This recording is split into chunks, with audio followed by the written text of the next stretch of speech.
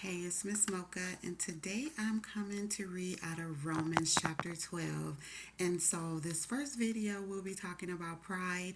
Second video I'll do will be talking about love. And so, I'm reading out of the King James Version and the New International Version just because the New International Version gives a better explanation of the verses. So, yes, we're going to start with pride. So, the chapter 12 verses 3 through 8.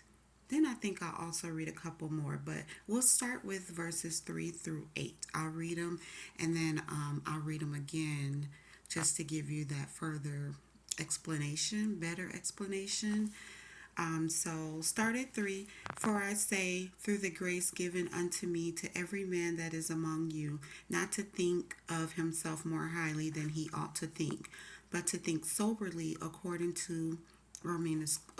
as God hath dealt to every man the measure of faith. So as we have many members in one body, and all members have not the same office. So we, being many, are one body in Christ, and every one members one of another.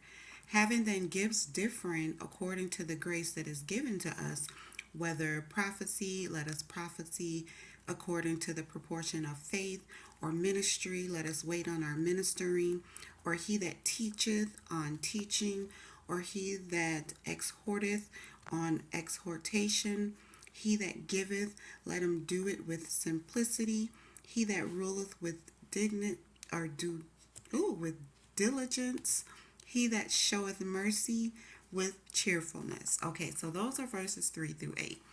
So going over to the New International Version, I wrote it down.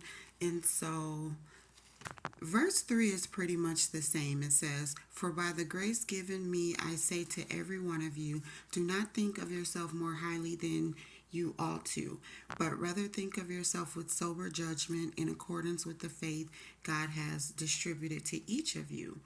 And so for just as each of us has one body with many members, and these members do not all have the same function, so in Christ we, though many, form one body, and each member belongs to all the others.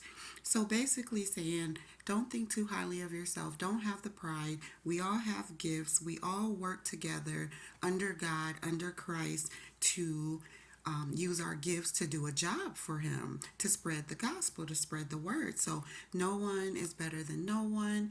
You shouldn't be thinking of yourself as you're all that, or you're better than anyone because you have a certain gift, because we all have a different gift and we need to use it, how God says. God gave it to us, and so we need to use it how he says use it, not like in our own strength or thinking that we're better than anyone else because we have a certain gift. And so verse 6 says what the gifts are. So we have different gifts according to the grace given to each of us. If your gift is prophesizing, then prophesy in accordance with your faith.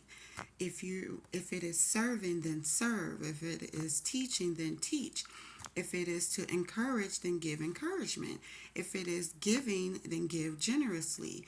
If it is to lead, then do so diligently. If it is to show mercy, then do so cheerfully.